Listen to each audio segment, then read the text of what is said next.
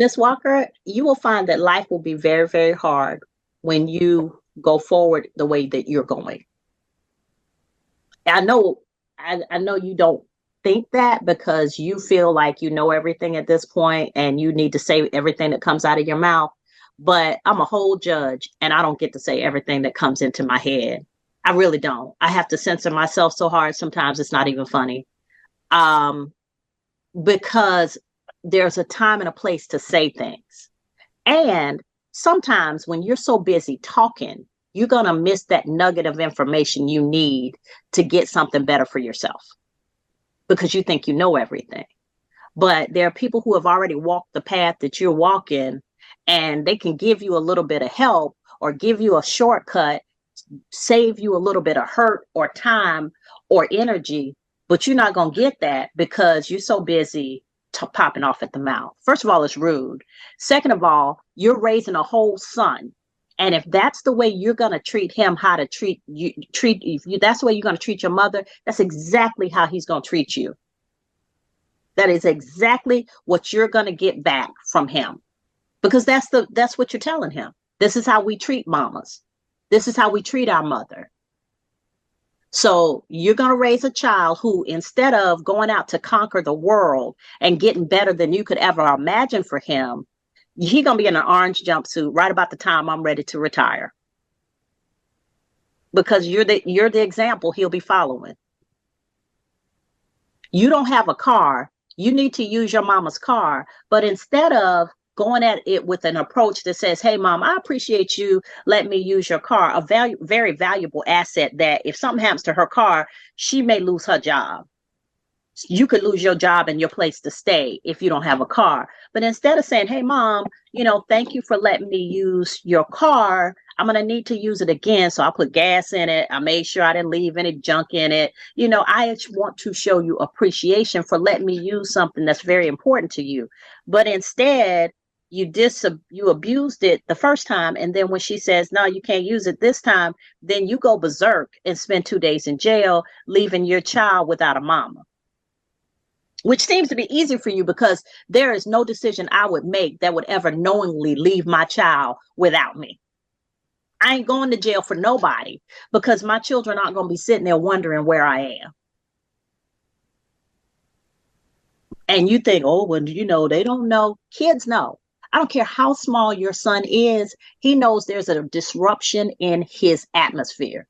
He knows if there's anger. He knows if there's an issue pending where you're not doing well or his grandmother's not doing well or he's not doing well because the force around him has changed.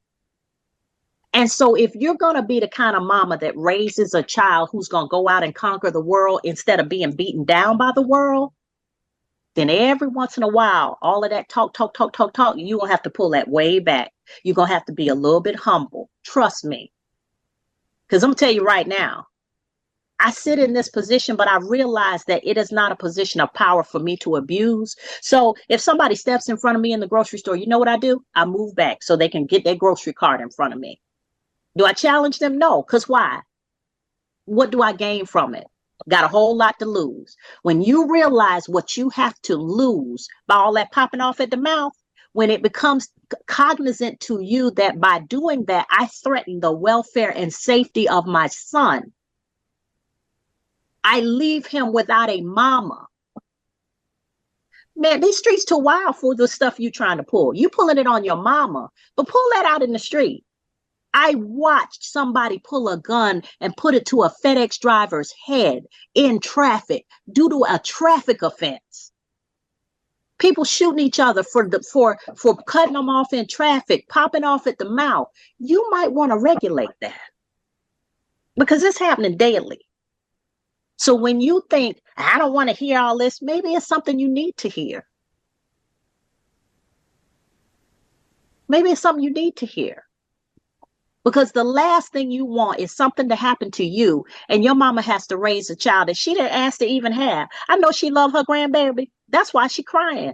Because she knows you grown, but she loves that grandbaby. But she shouldn't have to raise them because you do something stupid.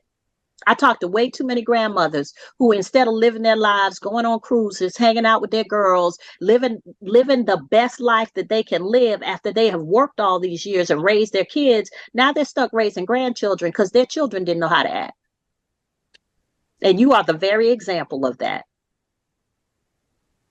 So I'm sorry you don't want to hear it, but I'm going to tell you, I feel like it's my job, because I feel like I'm not just talking to you. I'm talking to the mother of that child who, when you mess up, you leave him abandoned.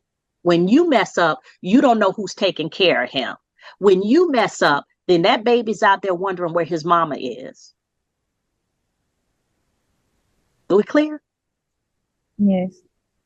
And I really don't think you're a good candidate for probation. Because if you're going to pop off like that, to me, I don't want to put you on probation and have some poor probation officer who has way too many cases already having to deal with your attitude because you don't feel like doing what I told you to do. Probation is a privilege. It means I am keeping track of you, but I'm allowing you to be on the outside because you can still live your life, as opposed to what I really can do, which is put you in jail until I'm satisfied, and then let you out and be done with the case. I don't have to worry about somebody having to monitor you. I don't have to worry about somebody having to deal with your attitude or your bad day. Because no matter what day I have, I don't bring it to work. Nobody deserves my bad day, and nobody deserves yours. Nobody did it but you.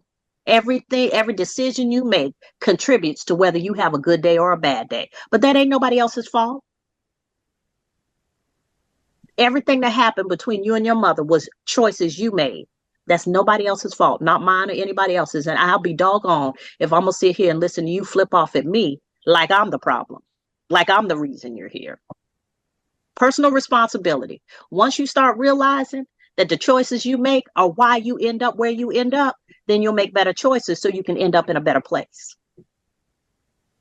I'm so clear on that. I see it all day, every day. I recognize it in myself. When you make better choices, you end up in a better place. Do you understand what I'm saying? Yes. So all that popping off at the mouth at 20 years old, like you got the wisdom of somebody who has lived, you barely there. You are barely there.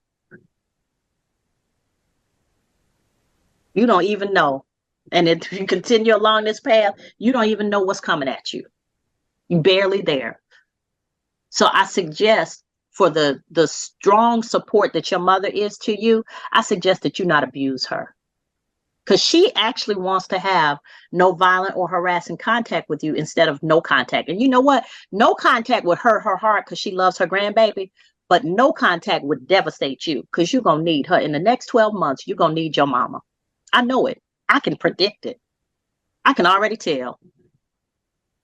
You're going to need her more than she needs you. She's trying to save you. But I'm thinking maybe if I did no contact, that would give her a break. She wouldn't have to worry about sending you no money.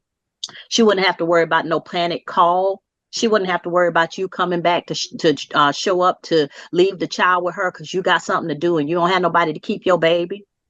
She wouldn't have to worry about any of that. She could go to the gym and work out. She could sleep late on Saturdays and Sundays. She could go and do things for herself. That money that she would be sending you, she could go on a cruise. She could do all of those things for herself instead of worrying about you for the next 12 months. That would be a vacation for her. Okay. All right, you're gonna learn. You still in that little mode of my little feelings hurt, so I got to show everybody this ain't hurting me. But you're gonna learn.